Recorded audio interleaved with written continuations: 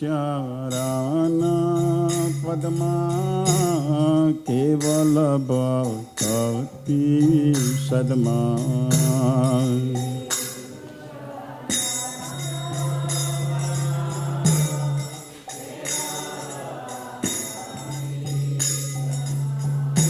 श्री गुरु चरण पद्मा केवल भक्ति सदमा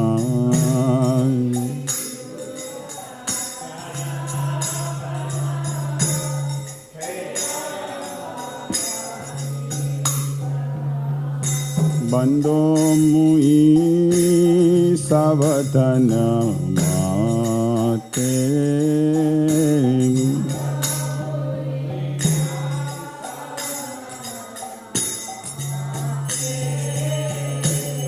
बंदो मुई सावधान माते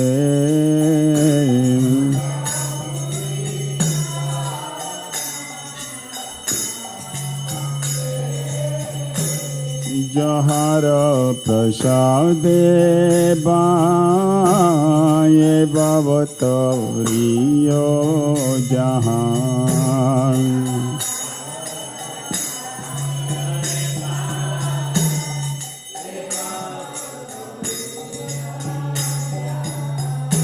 जहार प्रसादे बाये बावतरियो जहां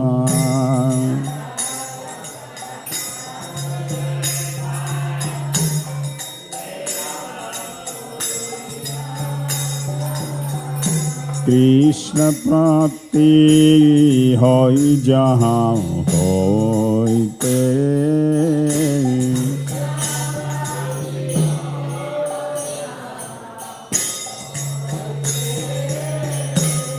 कृष्ण प्राप्ति होई जहां होइते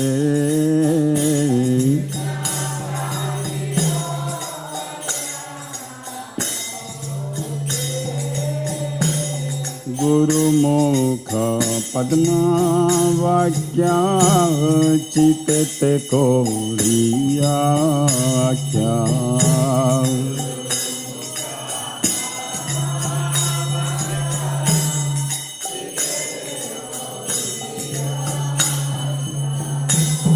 गुरुमुख पद्मा वाक्या चित्ते कोरिया क्या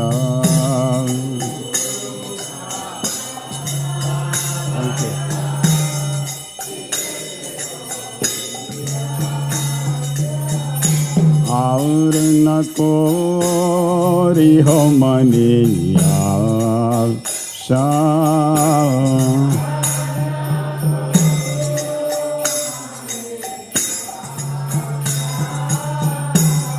और न कोरी हो मने आशा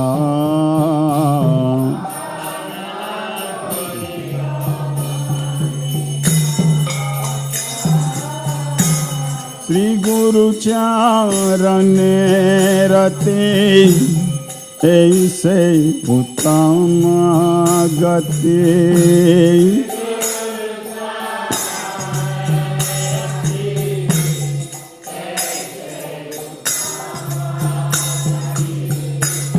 श्री गुरु चरण रते ऐसे उत्तम गति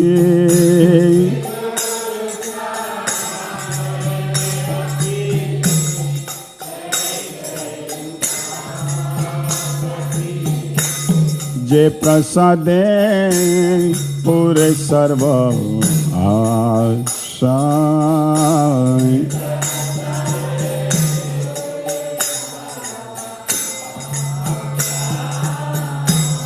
जे प्रसादे पूरे सर्व आशा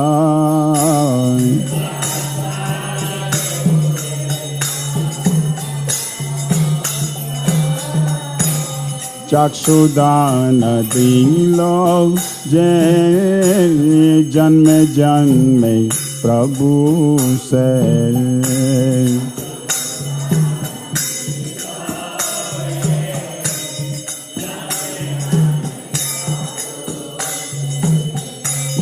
चक्षुदान दिलो जय जन्म जन्मे प्रभु से।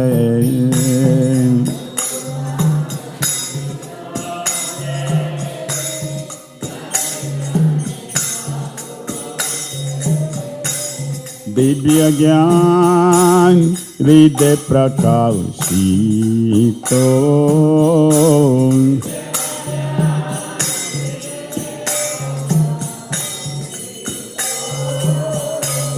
दिव्य ज्ञान हृदय प्रकाशितो,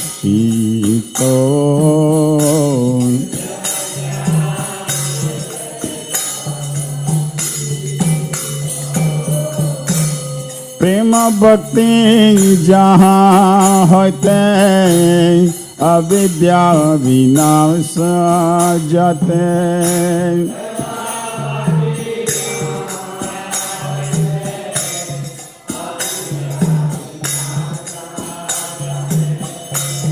प्रेम भक्ति जहाँ होते अविद्या विनाश जाते।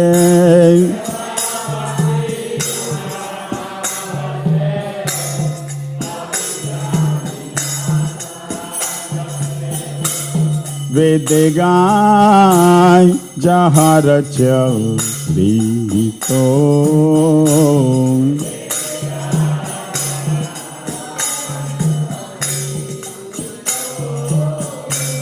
वेद गाय जहाँ रचलितो,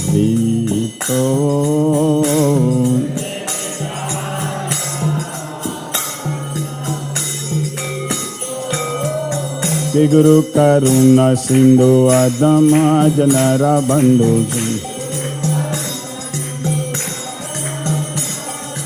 श्री गुरु करुणा सिंधु आदम जनरा बंधु। लोकनाथ लोके राजीवाना,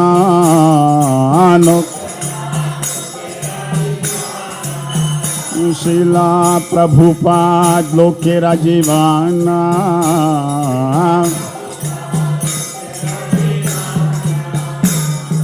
हा प्रभु करो दया देह मोरे पदच्छया। हा प्रभु करो दया देह मोरे पदच्छया।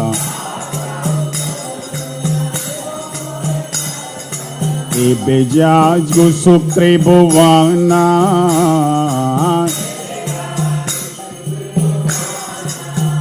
शिला प्रभुपाद पतित पावन।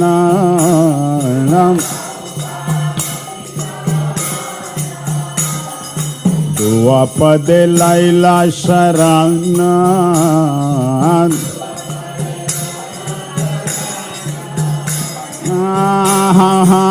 प्रभु कर दया देह मोरे पद छाया।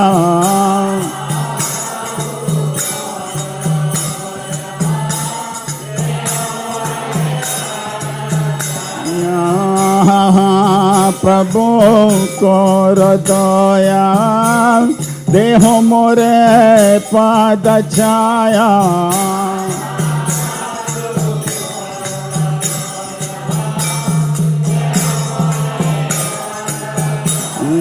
प्रभुपाद पतित पावन,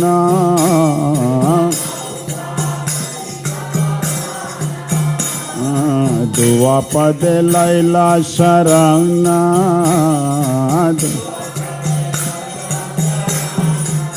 जया प्रभुपदा प्रभुपदा जय प्रभुपदा जय प्रभुपदा।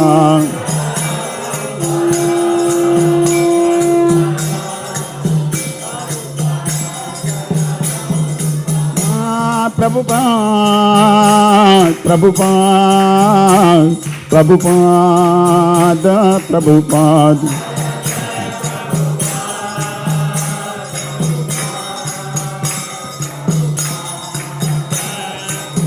जय जय प्रभुपाद प्रभुपाद प्रभुपाद प्रभुपाद।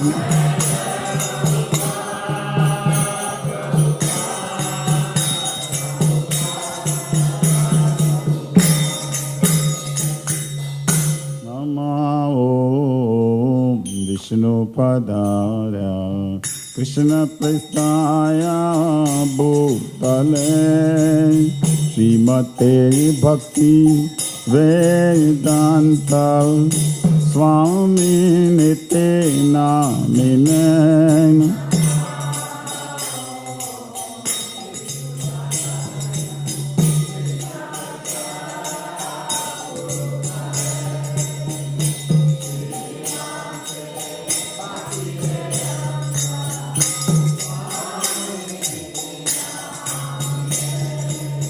नमस्ते सरस्वती देवे गौरवाणी प्रचारिणे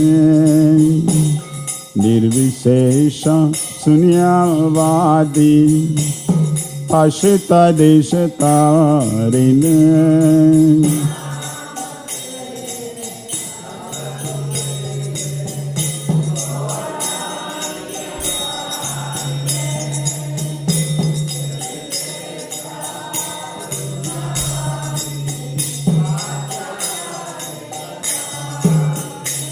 जय श्री कृष्ण चैतन्य प्रभु नित्यानंद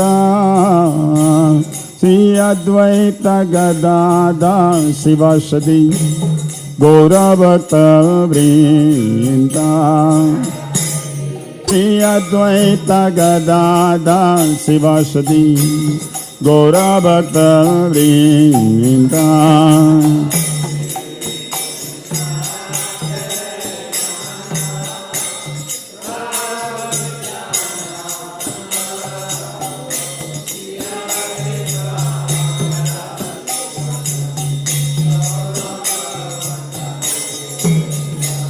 जय श्री कृष्ण चैतन्य प्रभु नित्यानंद श्री अद्वैत गदाधर शिवासदि गौरभक्त वृंद।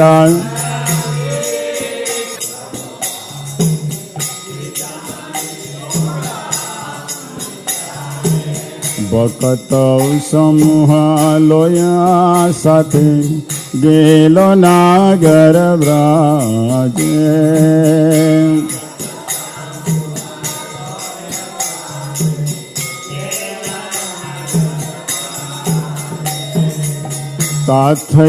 ताथई बाजेलो खोल गन गनाता है जाजरा रोल।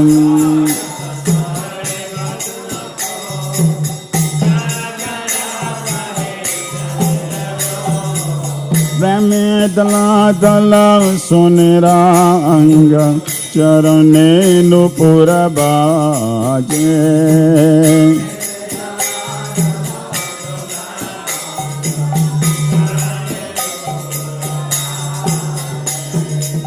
मुकुंद माधव जादव हरि बोलो ने बोलो रे वदन बारी।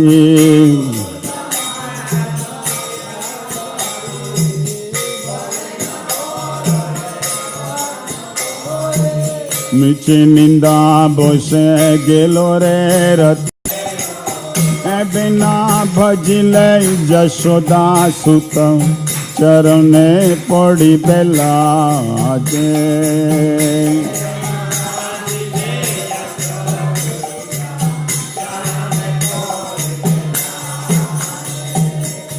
उदितो तपन होइबे आस्था दिन गेलो बोली होइबे व्यस्ता।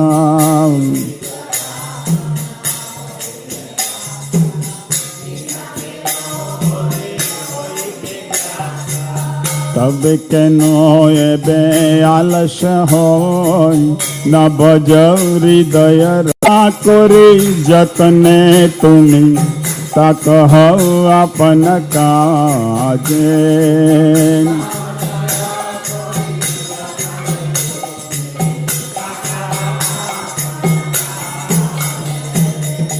जीवेर कल्याण साधन का जगते आशिए मधुर नाम।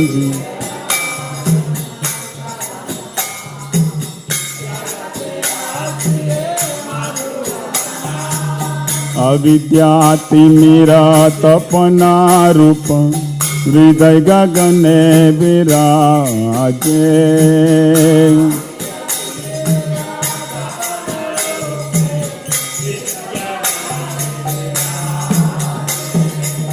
कृष्ण नाम सुधा करिया पान जुराओ भक्ति विनोद प्राण।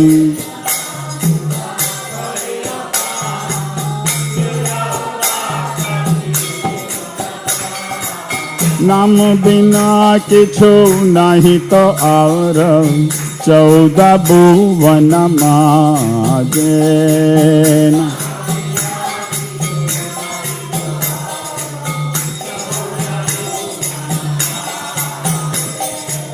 नाम बिना किछु नहीं तो और 14 भुवन मागे।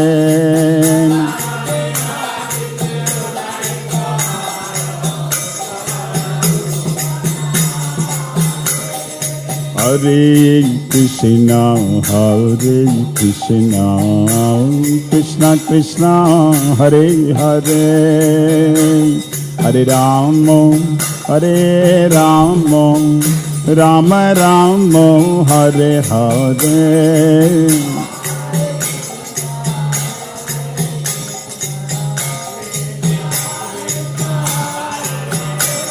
हरे हरे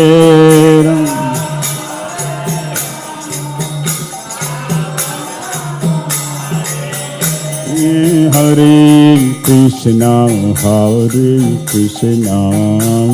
कृष्णा कृष्णा हरे हरे, हरे राम राम राम हरे हरे।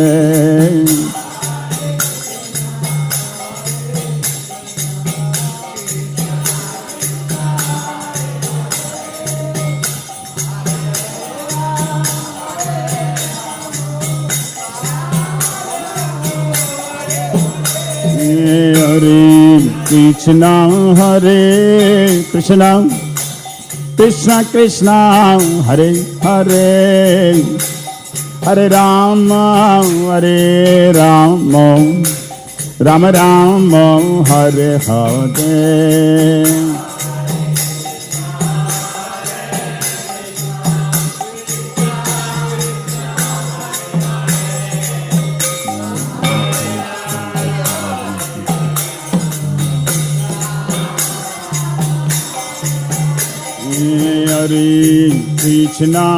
हरे कृष्णा कृष्णा कृष्णा हरे हरे, हरे राम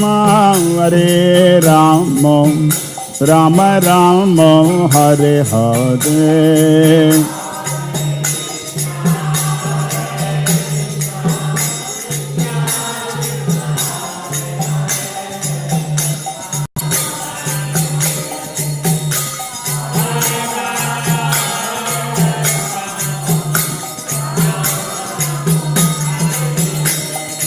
हरे कृष्णा कृष्णा कृष्णा हरे हरे, हरे Ram Ram Ram Hare Hare.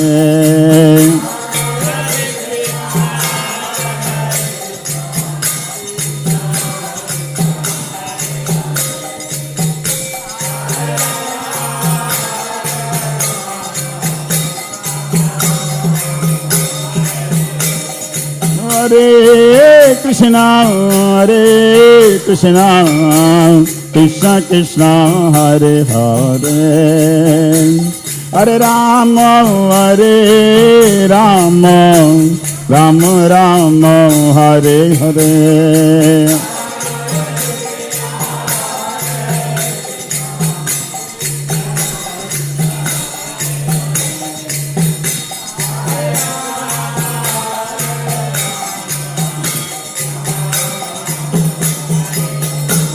Hare Haraya Namo Krishna Yadavaya Namare Yadavaya Madhavaya Keshavaya Namahaya Gopal Govinda Ram Singh Madhusudan Giridhari Gopinath Madana Mohan Sri Chaitanya Nityananda Sri Advaita Sita Hari Guru Vaishnava Bhagavad Gita Sri Rup Sadhe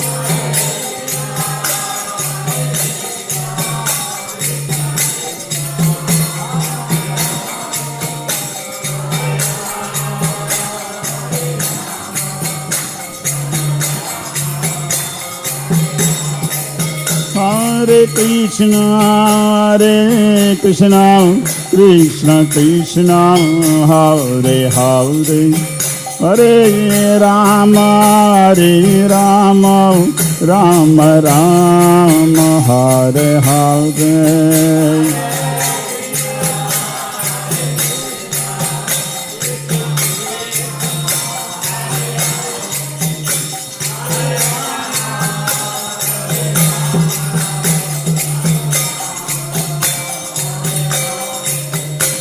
Hare Krishna, Krishna Krishna, Hare Hare, Hare Rama, Rama Rama, Hare Hare.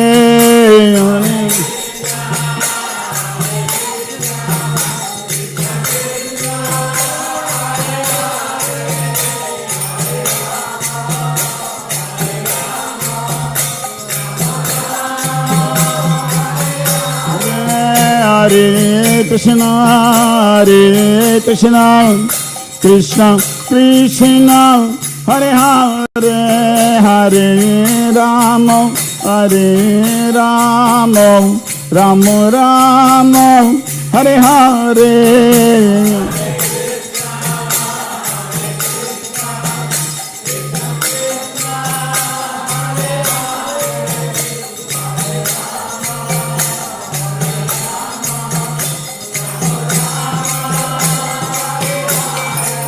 Jaya Radhe Shyam, Jaya Radhe Shyam, Jaya Radhe Shyam.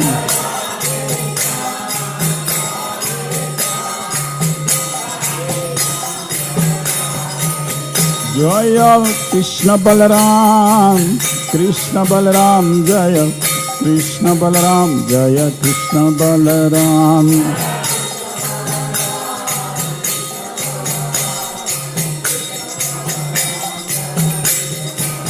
Jaya Gauranitai, Jaya Gauranitai, Jaya Gauranitai, Jaya Gauranitai, Jaya Gauranitai, Gauranitai, Jaya Gauranitai, Gauranitai. Prabhupada, Prabhupada, Prabhupada, Prabhupada.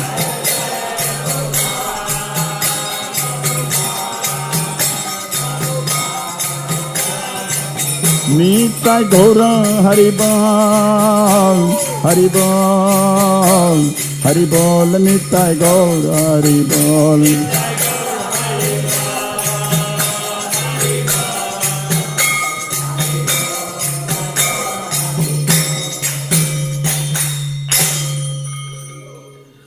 Jai Om Vishnupad Brahmhamsa Prabhujagacharya Astutas Divine Grace Abhay Charanarvind Bhaktivedanta Swami Srila Prabhupada Ki ISKCON Founder Acharya Srila Prabhupada Ki Jai Om Vishnupad Brahmhamsa Prabhujagacharya Astutas Divine Grace Srila Bhakti Siddhanta Saraswati Thakur Maharaj Ki Anant Koti Vaishnav Vrind Ki Namacharya Srila Haridas Thakur Ki प्रेम से कहो श्री कृष्ण चैतन्य प्रभु नित्यानंद श्री अद्वैत गदाधार श्रीवासदि गौर भक्तवृंद की श्री श्री राधा कृष्ण गोप गोपीनाथ श्याम कुंड राधा कुंड गिरि गोवर्धन की श्री वृंदावन धाम की मायापुर नवदीप धाम की जगन्नाथपुरी धाम की द्वारका धाम की गंगा मई की जमुना मई की भक्ति देवी की तुलसी महारानी की सामवेत भक्त वृंद की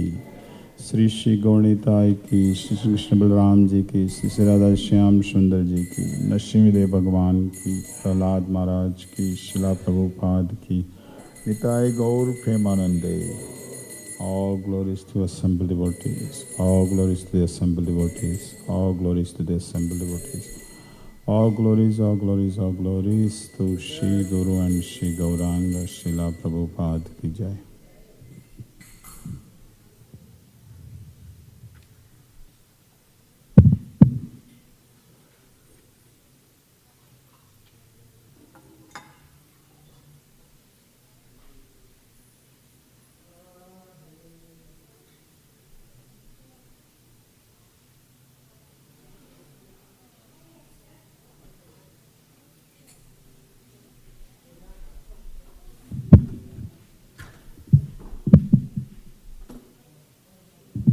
Shri Radhe Shyam ki jai. So I'm going to read from Srila Prabhupada Nectar book. It says, once Srila Prabhupada came to London when he was quite sick. He was next scheduled to go to New Mayapur in France. In anticipation of Srila Prabhupada's visit, devotees had gathered in New Mayapur from Germany, Switzerland and other European countries. The deities of Krishna Balaram were to be installed, initiations were to take place, and for these events, devotees had been laboring hard to prepare for Srila Prabhupada's arrival. Bhagwan Das, as GBC man, had personally worked to get Prabhupada's rooms ready, buying chandeliers in Paris, having a bed and tables made in Italy, having a new marble mantle made for the fireplace, putting up wallpaper, and so on. Then word came that Srila Prabhupada wasn't coming, so Bhagavan got on the next plane to London. When he met Srila Prabhupada, Bhagavan told him that many devotees had come to see him in New Mayapur. Srila Prabhupada said, I will dictate a message for them. Prabhupada meant that he would do that instead of personally going. After some discussion, Bhagavan said, it is hot there. Bhagavan thought that this would be appealing because of Prabhupada's bad cold. Actually, they are having a drought there, said Bhagavan. It hasn't rained in weeks. Srila Prabhupada appeared unmoved. Then Prabhupada said to his secretary, oh, an elevator. We should get this in Berry Place too. Finally he said, your invitation is a reasonable proposal, and he agreed to go. Prabhupada then turned to his secretary and said, Bhagwan is the supreme controller. Srila Prabhupada ki jai.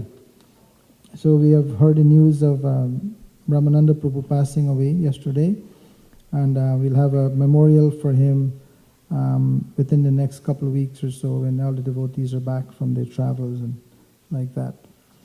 The devotees went to the Blueberry Festival on Saturday and Sunday. And these are the devotees who went out. It's very, very wonderful to go out and preach to the people there and give them the chance to hear the message of Lord Chaitanya Mahaprabhu.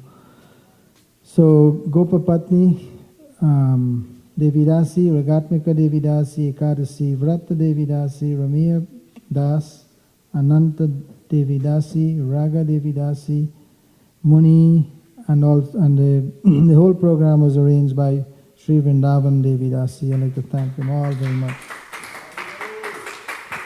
And Vedanta Sutra Prabhu has blueberries at his place, so they were able to pick blueberries so they can offer them to Krishna and then distributed them. So that was very nice. So everybody got some blueberries over there. Okay, and here are the devotees who have assisted their spiritual master in dressing the deities today. Shri Shri Radhe Shyam were dressed by Shama Priya Devi Dasi, Chutta Radhe Shyam by Guru Prasad Devi Dasi, Shri Shri Krishna Balaram Nanda Devi Dasi, Chutta Krishna Balaram by Vijay Radha Devi Dasi, Shri Shri Gaurnitai by Madhuri Gopi Devi Dasi, Chutta Gaurnitai by Manjari Sundari Devi Dasi, and the Gurus and Lord Nrsimhadev by Leela Devi Dasi. Shesha Prabhu is giving class today.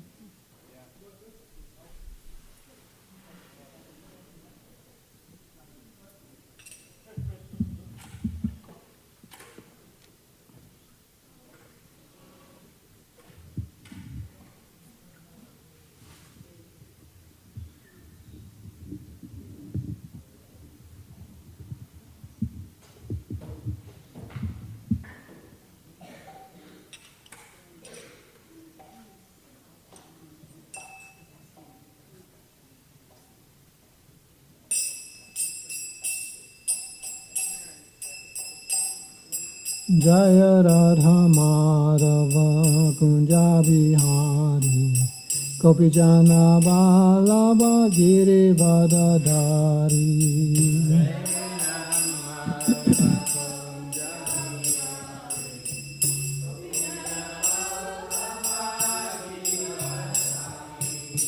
Jaya Radha Madhava Kunja Bihari Gopijana Vallabha Girivadadari.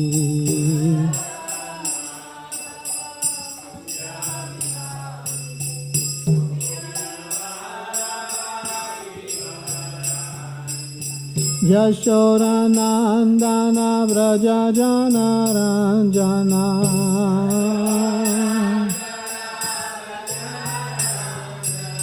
Yashoda Nandana Vraja Jana Ranjana.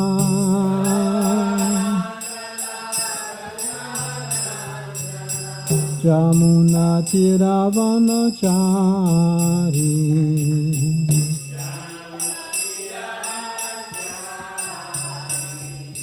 Jamuna Tiravanachari.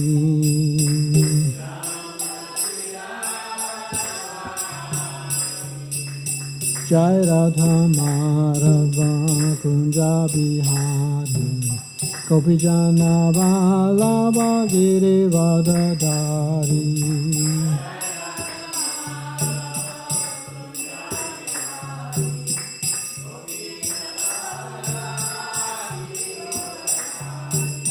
Yashoda Nandana Vraja Jana Ranjana.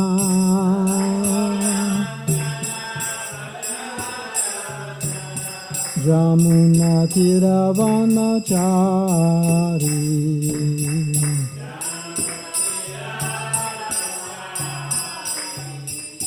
Jai Radha Madhava Kunja Bihari Gopijana Vallabha Girivardhari.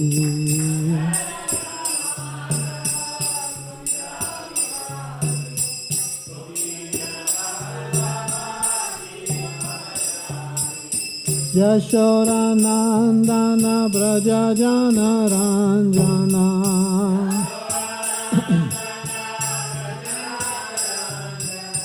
Yashodanandana Brajajana Ranjana.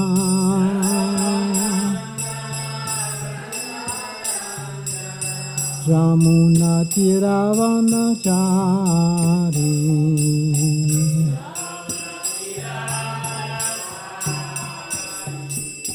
Jai Radha Madhava Kunja Bihari Gopijana Vallabha Girivardhari.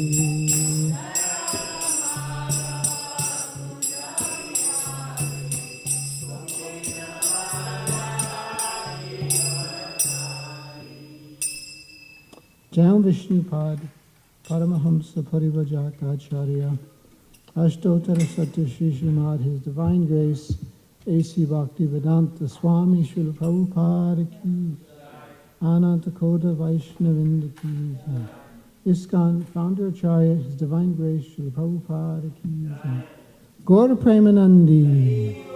All glories to the assembled devotees. All glories to the assembled devotees. All glories to the assembled devotees. All glories to Shri Shri Guru and Gauranga. Nama Om Vishnupadaya Krishna Prashtaya Bhutalaya Srimate Bhaktivedanta Swamini Te Namane Namaste Saraswati Devi Gauravani Vancharane Nirvishesha Sunnivari Paschachite Sita. Om Namo Bhagavate Vasudevaya.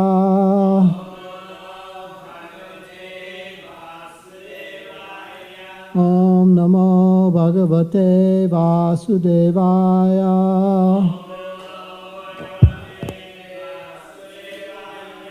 Om Namo Bhagavate Vasudevaya.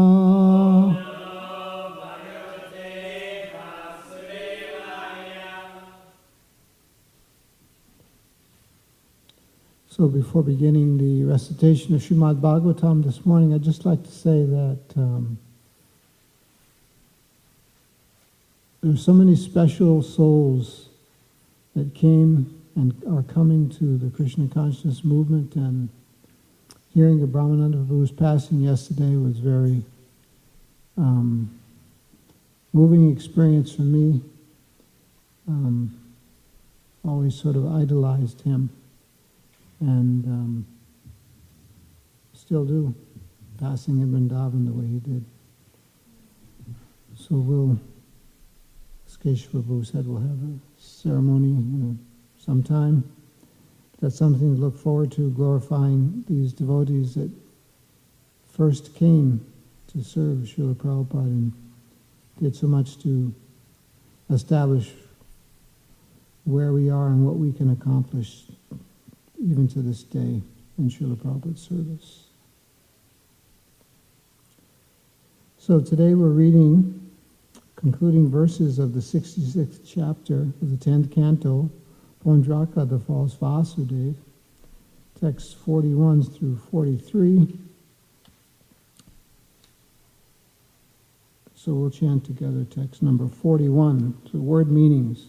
Chakram, the disc, Cha, and Vishnu, of Lord Vishnu, Tat, it, the fire demon. Anupravishtam, entering in pursuit. Varanasim, Varanasi, sa, with, Atta, raised porches. Shabha, its assembly halls. Alaya, residences. Apana, and marketplaces. Sa, with, Gopura, gateways. Atataka, watchtowers. Kosta, and warehouses. Sankulam, crowded. Sa, with, Kosha, banks. Hasti, for elephants. Ashva, horses, Rata, chariots, Anna, and grains, Salinim, with the buildings. Chakram cha Vishnu taranu pravistam Varanasim satasabhalayam sabhayapanam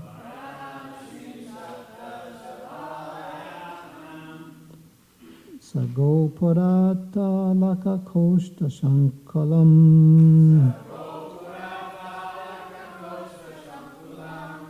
Sakosta hastavasvatana salinim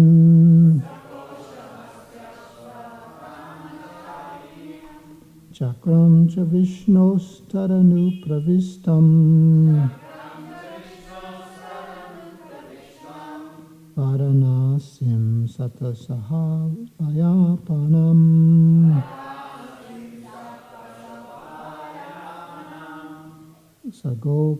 Sagopurata lakakosta shankulam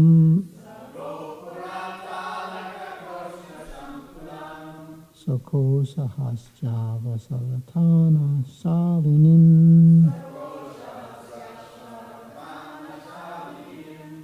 Chakram cha Vishnos taranu pravistam Varanasim satasabhalayapanam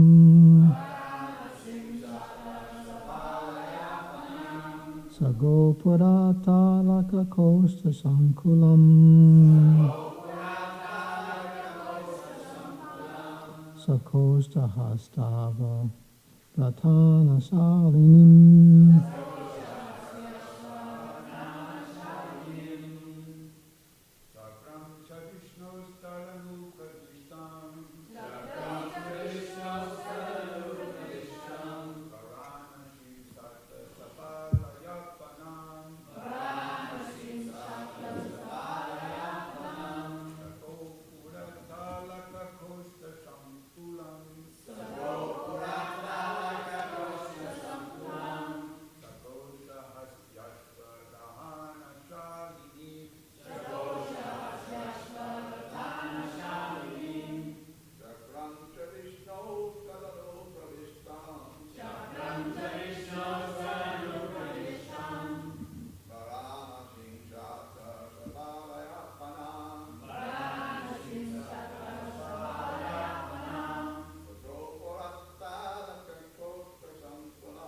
Sagopurata lakakosta sankulam Sakosha hastasvaratanam salinim Chakram cha Vishnos taranu pravistam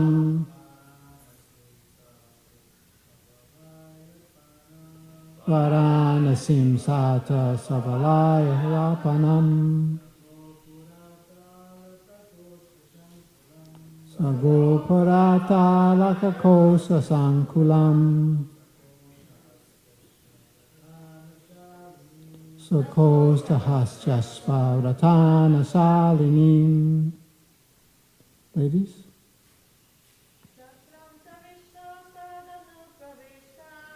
Chakram cha Vishnu saranu pravistam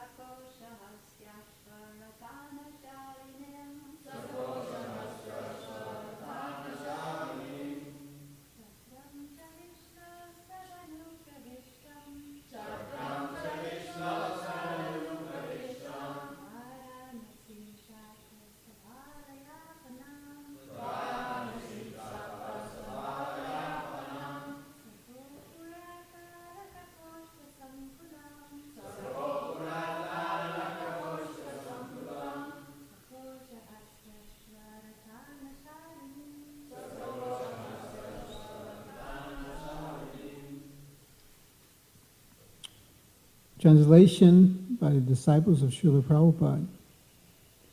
So I'll just read 41 through 43, and then we'll discuss the subject matters. There are no purports to any of these verses today.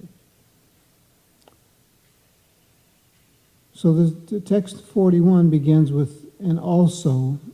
So just for those of you who may not have been following the story, a fiery demon was created to harass and ultimately kill Krishna and the residents of Dwarka.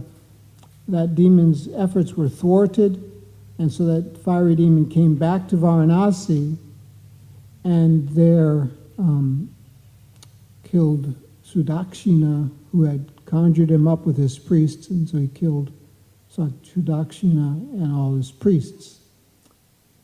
And following that fiery demon back to Varanasi was Lord Vishnu's disc. So therefore we have Lord Vishnu's disc also entered Varanasi in pursuit of the fiery demon and proceeded to burn the city to the ground, including all its assembly halls and residential palaces with raised porches, its numerous marketplaces, gateways, watchtowers, warehouses, and treasuries, and all the buildings housing elephants, horses, chariots, and grains. After burning down the entire city of Varanasi, Lord Vishnu's Sudarshana Chakra returned to the side of Sri Krishna, whose actions are effortless. Any mortal who recounts this heroic pastime of Lord Uttama's shlokas, or who simply hears it attentively, will become free from all sins. Thus end the purports of the humble servants of His Divine Grace A.C. Bhaktivedanta Swami Prabhupada to the 10th canto, 66th chapter of Srimad Bhagavatam, entitled Pondraka, the False Vasudeva.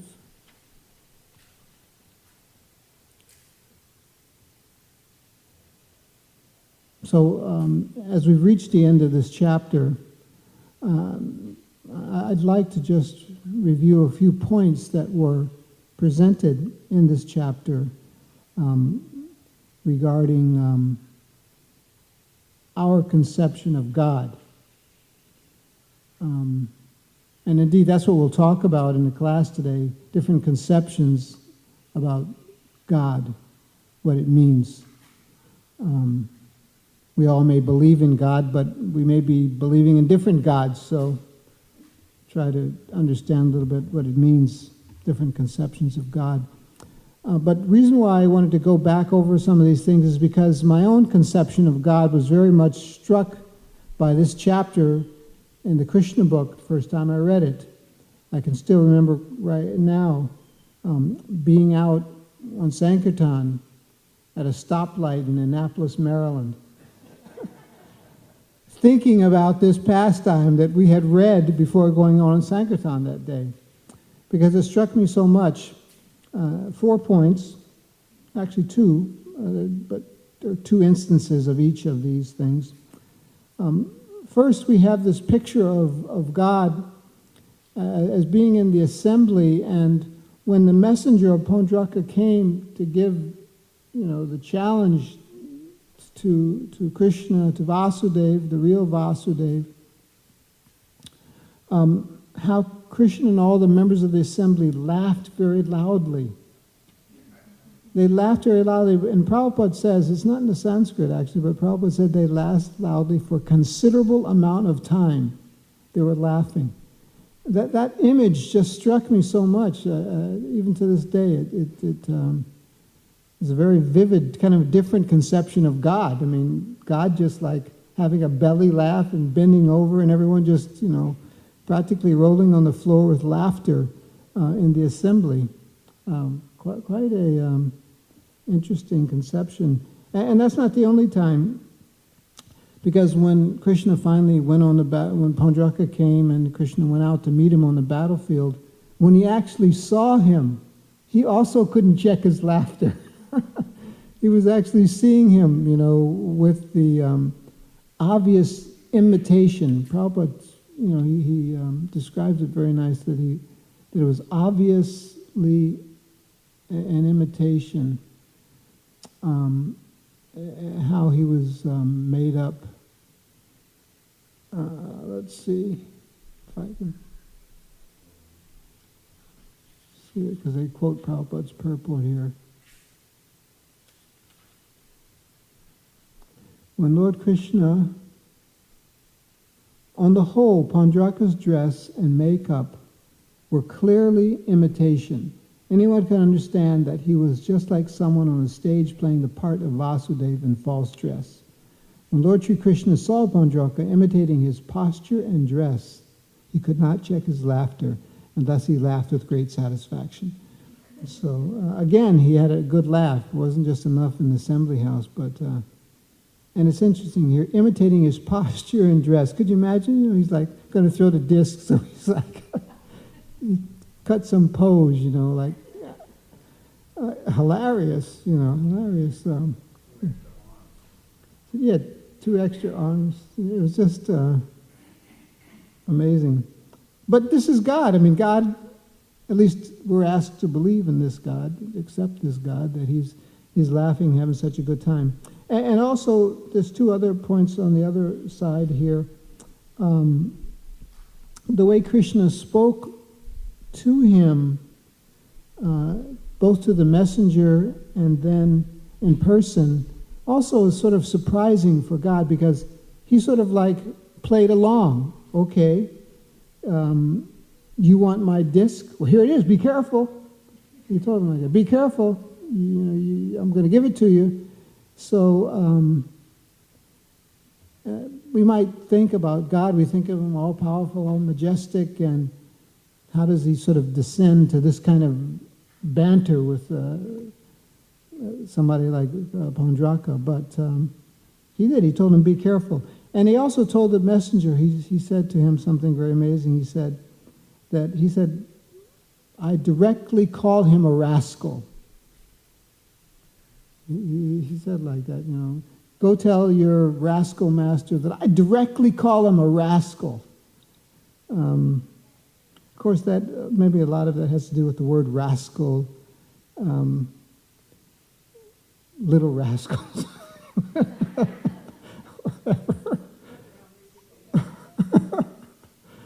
But that word is such it's a foreign word in a sense, especially coming from the mouth of God, a rascal.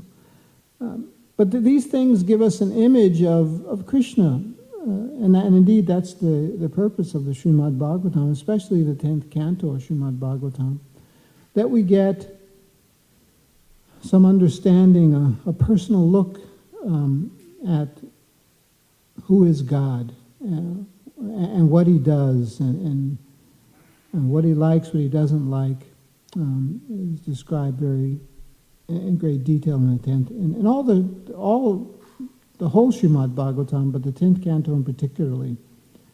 So, Kalakanta Prabhu, you may know, he has a book he wrote called A God That Dances.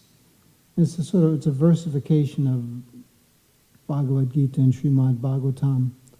But I think he chose that title, A God Who Dances, for the same kind of reason, that this is our conception of God, that he dances, that he jokes, he laughs, which is quite different, quite a different conception of God than many conceptions out there. So let's just talk about some of the different conceptions of God are there, because when we talk about God, I think we have to realize that maybe people may be thinking differently about what that term means and how to apply it to, and who to apply it to. There are many acceptances of a supreme being, a supreme controller, a supreme spirit out there, and it takes different forms, and people call that worship of God.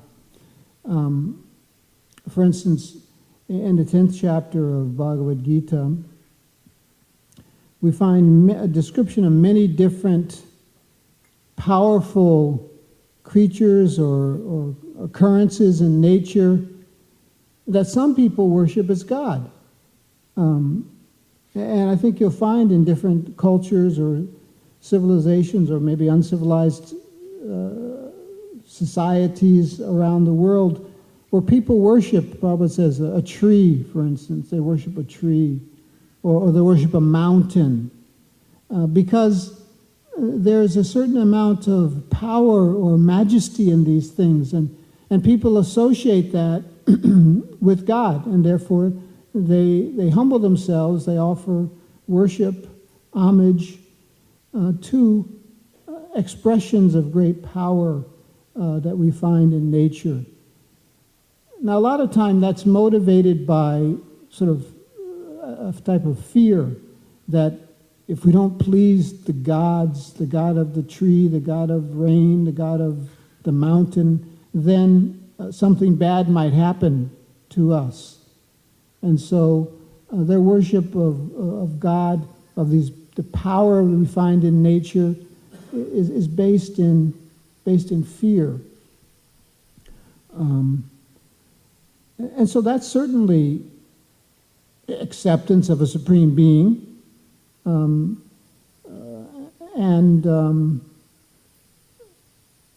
worship to some degree, but how does it,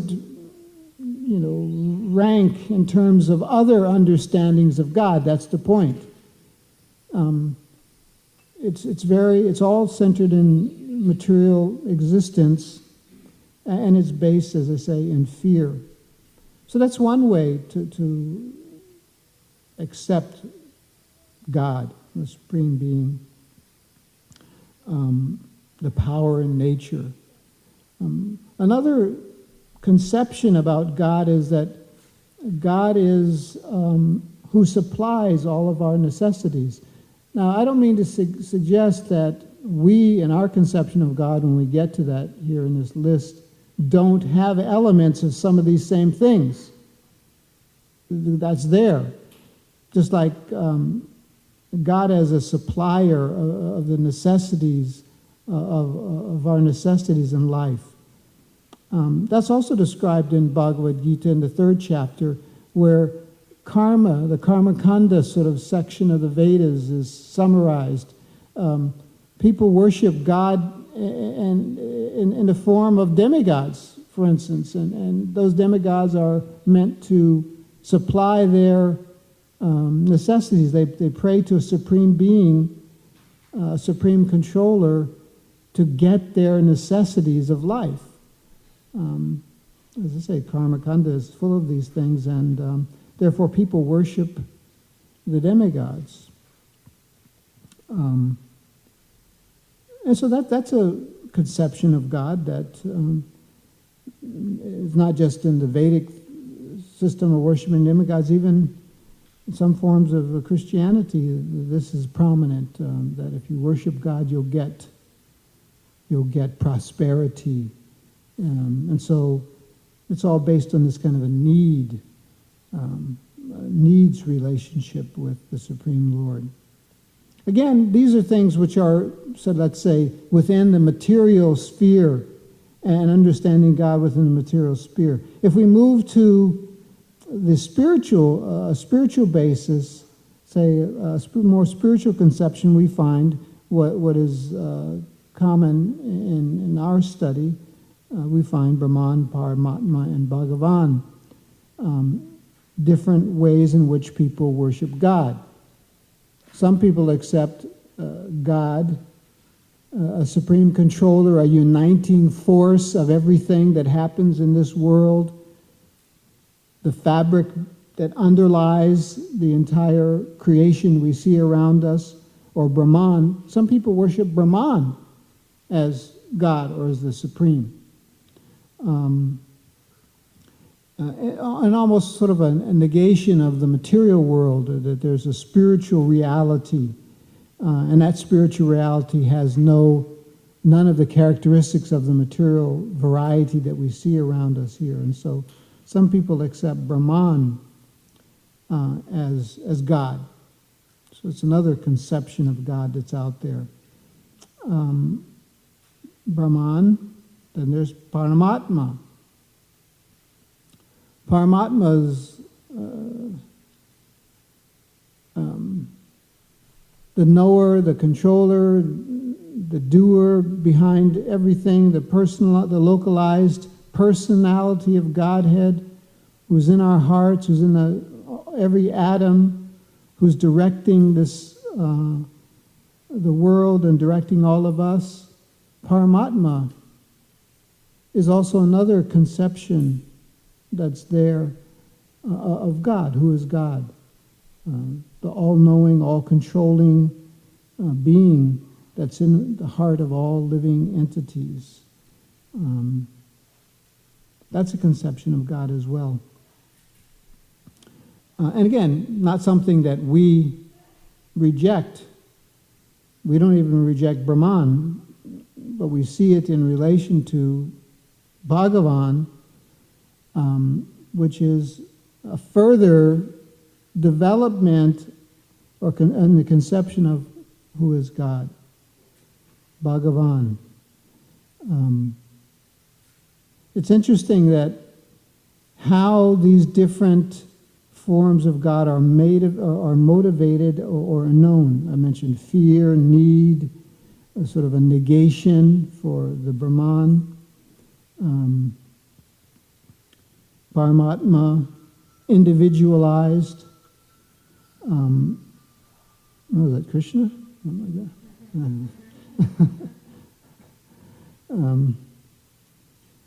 And Bhagavan. Bhagavan, or the personal form of God, full of all opulences. We know the definition. Full of all strength, fame, knowledge, renunciation, beauty. Right. It's interesting that Bhagavan realization of God, and this is where we're starting to get close to our conception of God. Bhagavan realization of God is known only by devotion. Only by devotion can you know this form, this conception of God. And that's our process, in a sense. Why am I fascinated with the laughing of God? Because we're taught that we should try to know and understand the personal features of God and how He interacts with His devotees.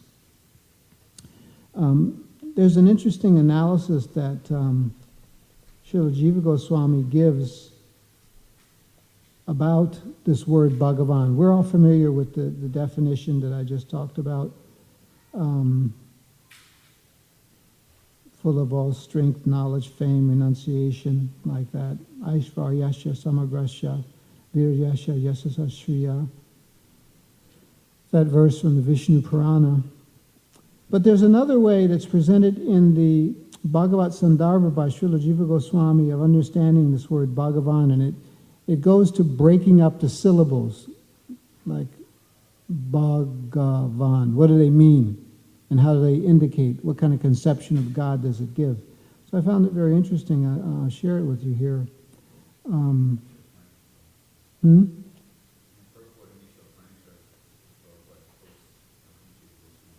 Oh, he quotes it in the Upanishad. Yeah.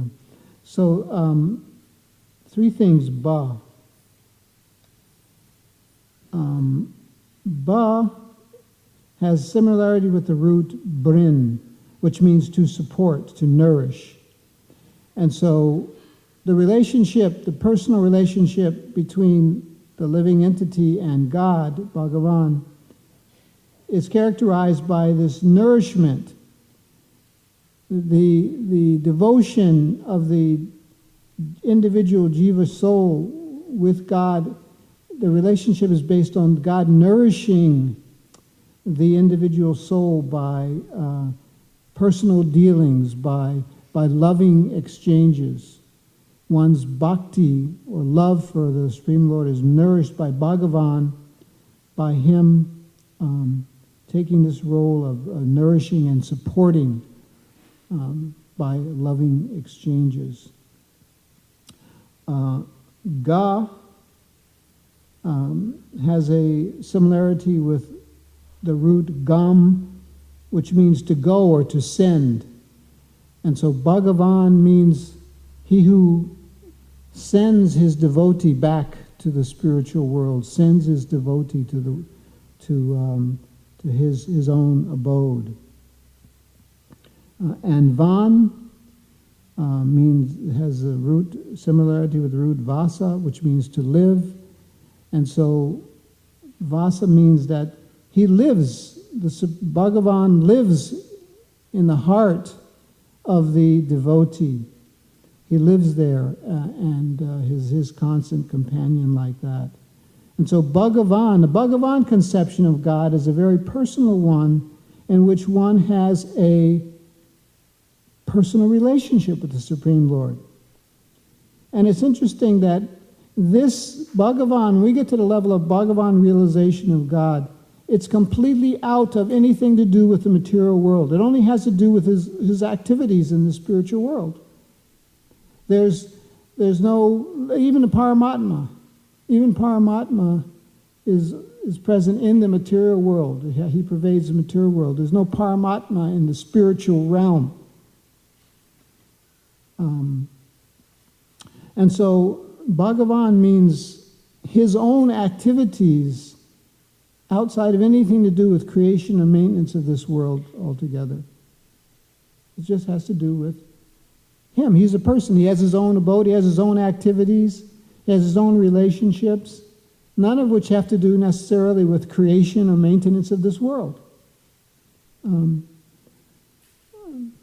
in that world of his own, with his own identity, his own activities, his own being, he has this type of a relationship, devotional relationship with his individual devotees. So that's our conception of God. Our conception of God and why we worship him as God is beyond all material motivation. And it's centered in our eternal spiritual, completely spiritual relationship with the Supreme Personality of Godhead. And even within that type of a relationship, there are more distinctions to be made. Two in particular, in a broad way. A devotional relationship with Bhagavan in terms of Aishvarya, or great opulence or majesty, and a devotional relationship with Bhagavan based on sweetness or intimacy. So our conception of God as followers of Chaitanya Mahaprabhu and as Gaudiya Vaishnavas is beyond this Aishvarya conception of a relationship with God. Aishvarya means the power and majesty of the Lord that we see, for instance, in Vaikuntha, in the Vaikuntha planets where there's Vishnu. There's a relationship of knowledge and love of the Supreme Lord, but intimacy is lacking. In Goloka Vrindavan, however, if we go to that conception, we find a higher conception, and it's higher because it's more personal. There's more of a personal relationship. When we say we accept God as a person, we really mean it, and we take it all the way to the point of having a personal relationship with him. A very sweet, interactive personal relationships with him, not just that power and majesty, Aishvarya and Vaikuntha. But no, we want to go to Goloka Vrindavan, where there is intimacy in relationship with Krishna, the form of Krishna.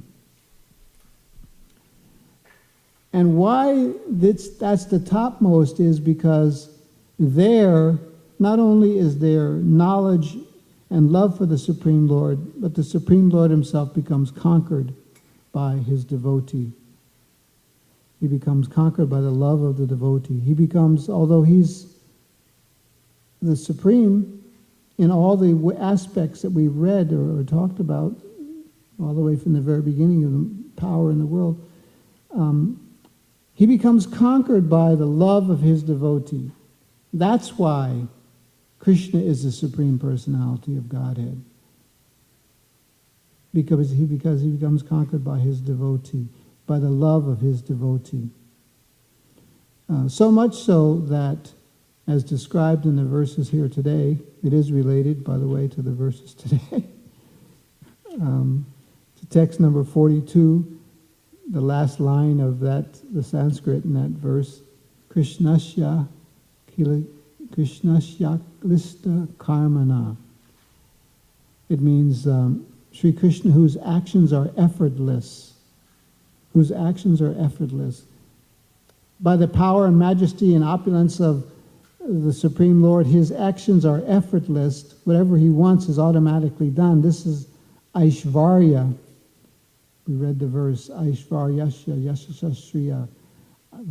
Ishvara. By his he's such a supreme and complete controller that just by desiring it, something is done. He doesn't have to do anything personally. It's automatically done. That means whatever actions, his actions are effortless. Alista, aklista, without trouble or fatigue. He doesn't have to do anything. His Shaktis are so complete and are ready to serve him that whatever slight desire he has is immediately fulfilled. But his energies act in such a way that they're so wonderful that they sometimes even bewilder him. They act in such wonderful ways. And one example is when his friends were going into the mouth of Aghasura. Krishna was observing how his Leela Shakti, his pastime potency, was acting so wonderfully that he was astonished by it. He was stunned, actually. He was thinking, oh my goodness, how wonderful the Leela Shakti is working here. And he had to think what he was going to do. And so similarly, his Leela Shakti is working so perfectly that here, in this pastime of Pondraka, Krishna was playing chess, and he didn't want to give up playing chess.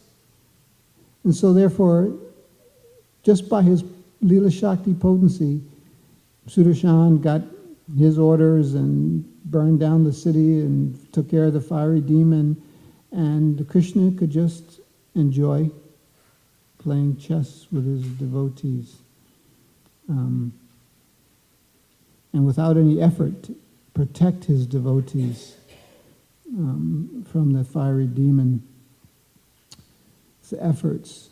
So this is the type of, when we say we worship God, we worship Krishna in a loving relationship, which is the topmost way that we can relate to God and how he wants to relate to us.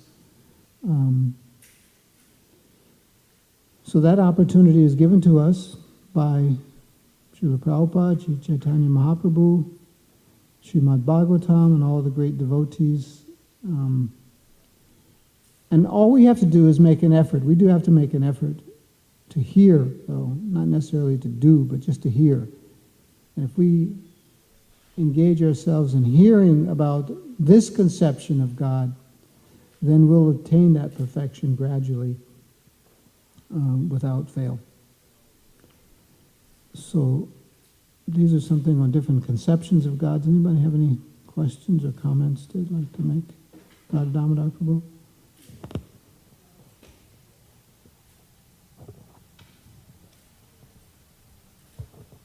In the Bhagavad Gita, the chapters, they all went out to the battlefield and everyone was killed, but no women and children were killed. But here, in the Sudarshan Chakra, and in the city, it seems that all the women, children, old men, animals would all be injured and killed. Doesn't that seem rather unchatriya-like?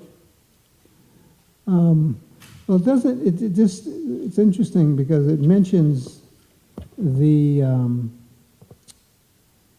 doesn't mention people when it says how the city was destroyed. But let's just say that they were.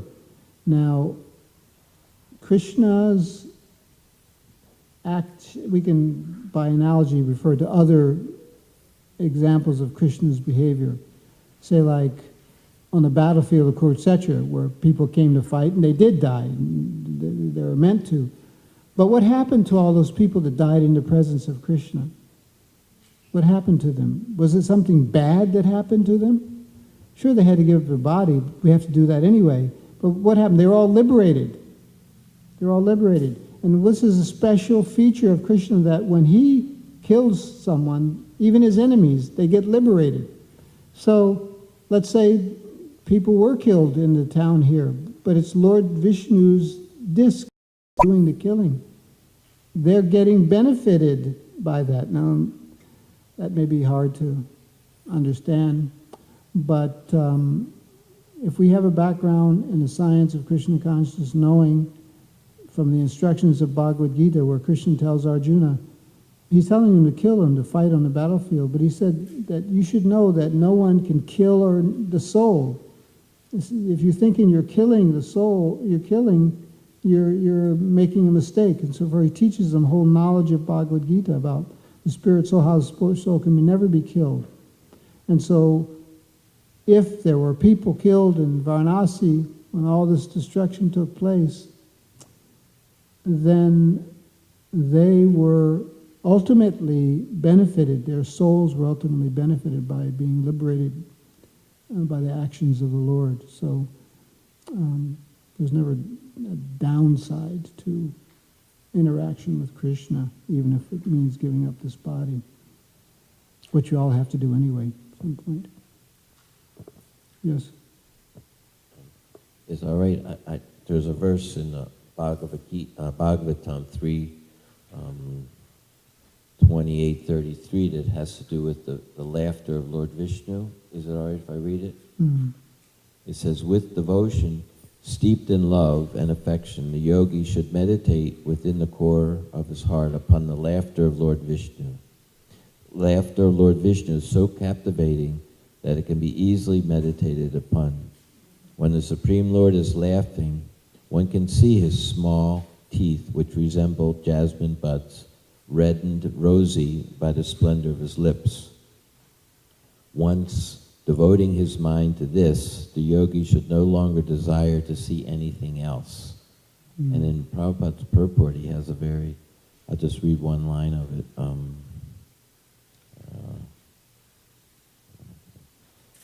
Two lines. It is described herein that one should meditate upon the laughter or smiling of Vishnu. There is no other activity that can completely cleanse the heart of the devotee. Such a pleasing way to perform service to Krishna. Maharaj. Hare Krishna. I have too many things, so I'll just try to pick out something briefly.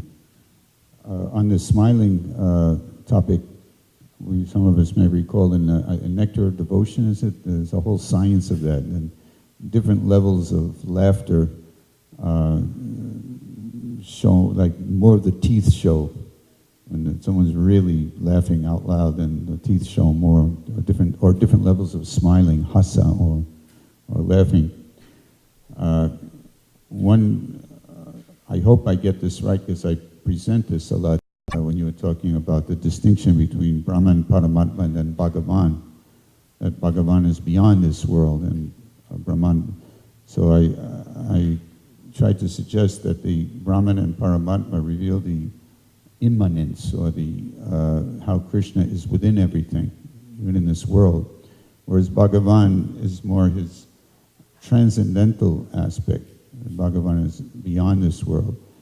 You can also, maybe we can go so far, that although it seems like I'm the doer, but actually Krishna's giving the intelligence if he chooses to do so. He's providing the materials.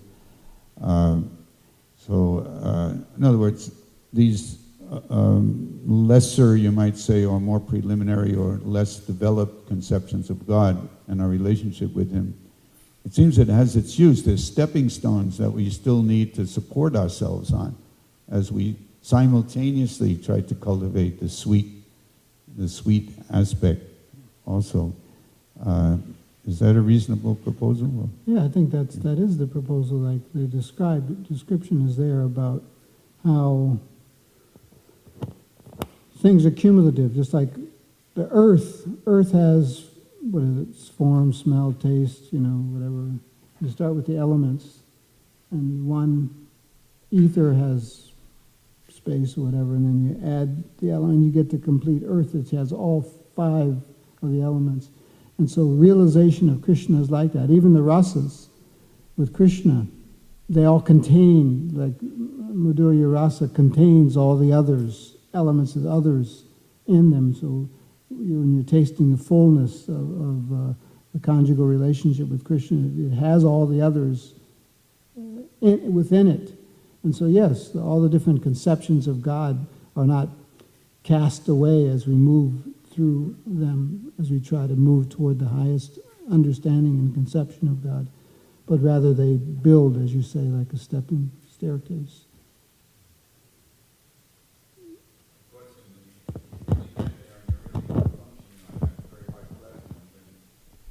Although the rasas may include other rasas, but of course at that point you want to distance, you tend to distance yourself from conceptions of beyond rasas. I mean, what I was referring to is other, and you were referring to other conceptions of God, which are quite, you might say, pedestrian compared to that nectar. Well, the opulence definitely, as I said, shrinks the ability to have an intimate relationship if there's opulence. So Aishvarya shrinks the loving capacity. Then there's a book by, I think, Gaur Govinda Maharaj called Mathura Meets Vrindavan, where he's showing how there is actually lots of opulence in Goloka and Vrindavan. But that's subordinated to the sweetness. Sweetness is so much that even though there's all that opulence, it's not prominent. Varnam Tushar Krishnam verse where there's a description of how in Kali Yuga, me all stressed out, puts me into a more sane condition, and in that way, experience Krishna's presence in my life, that he just like clears it. I just cry to the holy name, and then he comes, and he shows you the way, how to, not be on the fear platform, not help you get off of the material platform, but it seems like it is a motivation to some extent for us, at least on the neophyte level. All of these things that we talked about here are relating to God. People are trying to understand God, so we're not talking about kicking him off and they're no good or something. Actually, I was on a morning walk with Prabhupada in Mayapur one time, and at that time there were ditches and everything, and so we were going across the field, and there was a ditch, and somebody helped Prabhupada up the bank of the ditch, and he threw their hand away like that, just threw it away. He said that's how the Mayavadis are, they take the help of the Guru, and then they just throw it away, they reject. But that's not what we're talking about here with these different conceptions of God. They're conceptions of God after all, and so they're good. We want people to believe in God. But what believing in God means should be clarified, and what's the highest belief in God, relationship with God is what we're just trying to present in a comparative way, not that they're not necessary. Anything else? Anyone else? Srimad Bhagavatam ki jai.